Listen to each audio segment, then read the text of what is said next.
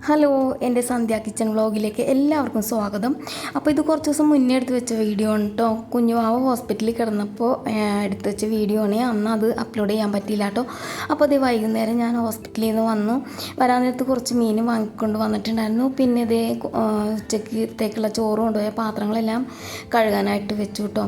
അപ്പോൾ ഞാൻ മോനോട് ഐസ്ക്രീം വാങ്ങിക്കൊണ്ടുവരാമെന്ന് പറഞ്ഞിട്ടുണ്ടായിരുന്നു. അത് നോക്കുവാൻ കേട്ടോ കൊണ്ടുവന്നിട്ടുണ്ടോയെന്ന്. അപ്പോൾ കൊണ്ടുവന്നിട്ടില്ല. സംഭവം മേടിക്കാൻ പറ്റിയില്ല കേട്ടോ. അപ്പോൾ അവൻ ദേഷ്യത്തിൽ വന്നത് ഒരു ഗ്ലാസ് വെള്ളം എടുത്ത് കുടിച്ച് പോവുകയാണ്. ഹലോ, അപ്പോൾ നമ്മുടെ ഇന്നത്തെ സന്ധ്യ കിച്ചണിലേക്ക് എല്ലാവർക്കും സ്വാഗതം. അപ്പോൾ ഞാൻ ഹോസ്പിറ്റലിൽ നിന്ന് ഇപ്പോൾ വന്നേ ഉള്ളൂ കേട്ടോ. വരാനായിട്ട് കുറച്ച് ചാള മേടിച്ചിട്ട് നിന്നിട്ട് കുറച്ച് പണി കിട്ടും. രാവിലെ ഇങ്ങനെ കിട്ടാൻ പോയിട്ട് അപ്പോൾ ആ പാത്രങ്ങളൊക്കെ തേച്ചെടുത്ത് ചോറ് വെക്കണം, ചാള വെട്ടി കറി ഉണ്ടാക്കണം.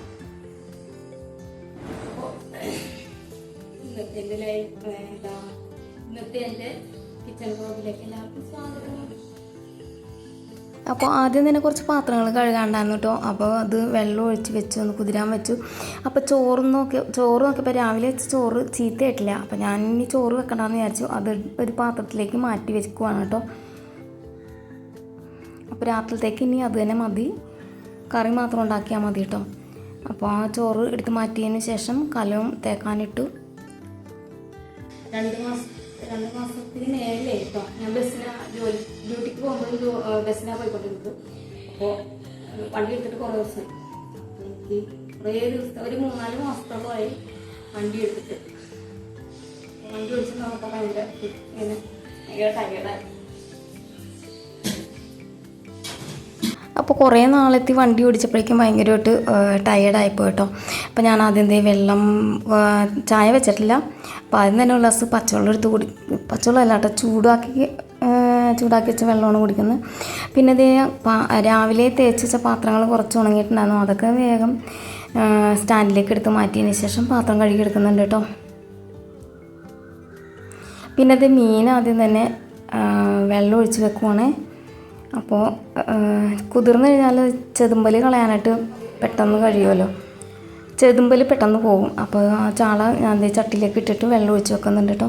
പിന്നെ വീണ്ടും പാത്രം കഴുകാനായിട്ട് പോയി. അങ്ങനെ പാത്രങ്ങളെല്ലാം തേച്ച് കഴുകി എടുത്തതിന് ശേഷം ചാള വെട്ടാനായിട്ട് പോവാണ് കേട്ടോ.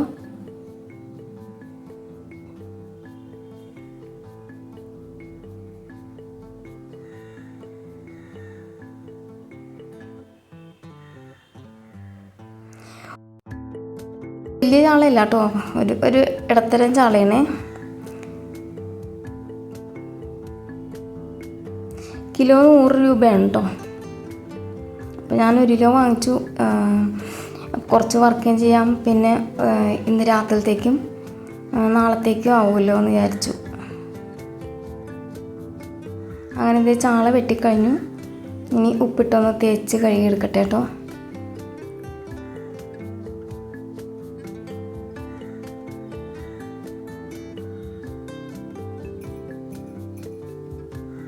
അങ്ങനെ ചാള എല്ലാം നല്ലപോലെ ഉപ്പിട്ട് തേച്ച് കഴുകിയെടുത്തിട്ടുണ്ട്.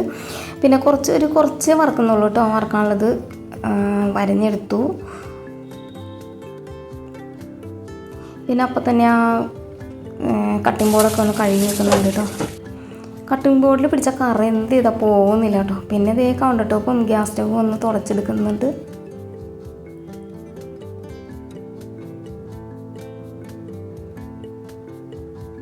അങ്ങനെ ആ പണിയെല്ലാം കഴിഞ്ഞു. കുറച്ച് കാപ്പി ഉണ്ടാക്കട്ടെ കേട്ടോ. അങ്ങനെ കാപ്പിക്കുള്ള വെള്ളം വെച്ചു, പഞ്ചസാര ഇട്ടു, പിന്നെ നമ്മുടെ കാപ്പിപ്പൊടി ഇട്ടു കേട്ടോ.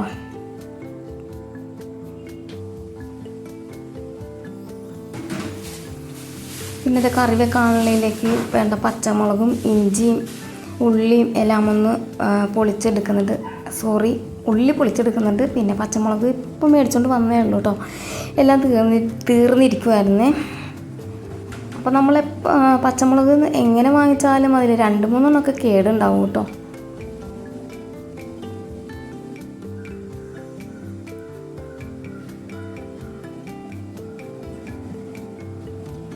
അങ്ങനെ കറിക്ക് വേണ്ട പച്ചമുളകിൻ്റെ ഞെട്ടൊക്കെ കളഞ്ഞെടുത്ത് ബാക്കിയുള്ളത് ഞെട്ട് കളഞ്ഞിട്ട് എടുത്ത് വെക്കുവാണേ.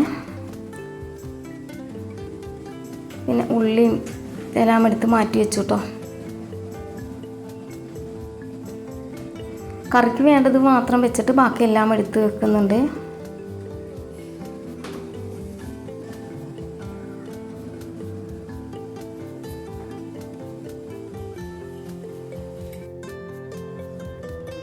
പിന്നെ ഞാൻ കുറച്ച് കട്ടൻ കാപ്പി കുടിക്കുന്നുണ്ട് കേട്ടോ.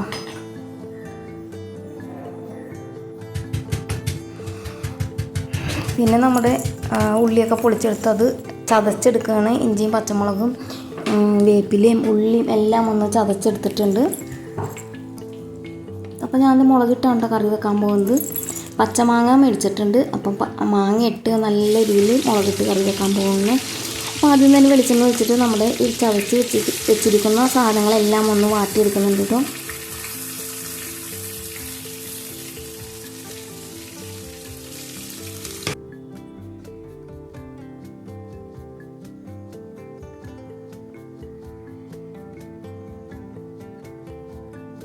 കൂടെ തന്നെ ഉപ്പും കൂടി ചേർത്ത് കൊടുക്കുന്നുണ്ട്.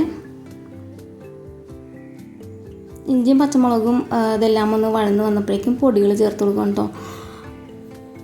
മുളക് പൊടിയും മഞ്ഞൾപ്പൊടിയും മാത്രം ചേർത്തിട്ടുള്ളൂ, മല്ലിപ്പൊടി ഇട്ടിട്ടില്ല കേട്ടോ.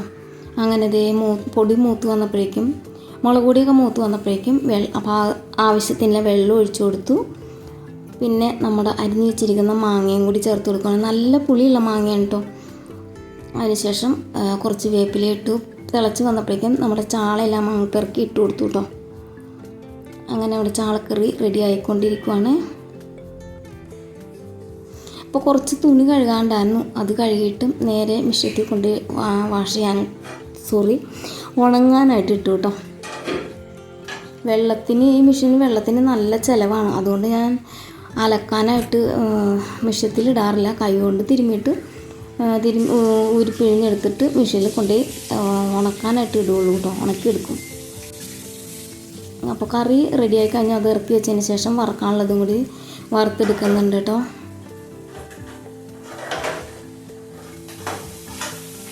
അങ്ങനെ ഒരു സൈഡ് മൊരിഞ്ഞ് വന്നപ്പോഴേക്കും മറിച്ചിട്ട് മറു സൈഡും കൂടി നല്ലോണം മൊരിച്ചെടുത്തു.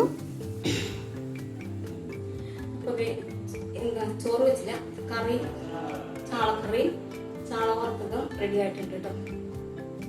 ഇനി കഴിക്കാൻ പോകണേ. അപ്പോൾ ഇത്ര ഉള്ളൂ ഇന്നത്തെ എൻ്റെ സന്ധ്യ കിച്ചണിലോട്ട്. അപ്പോൾ ഇത് കഴിക്കട്ടെ കേട്ടോ.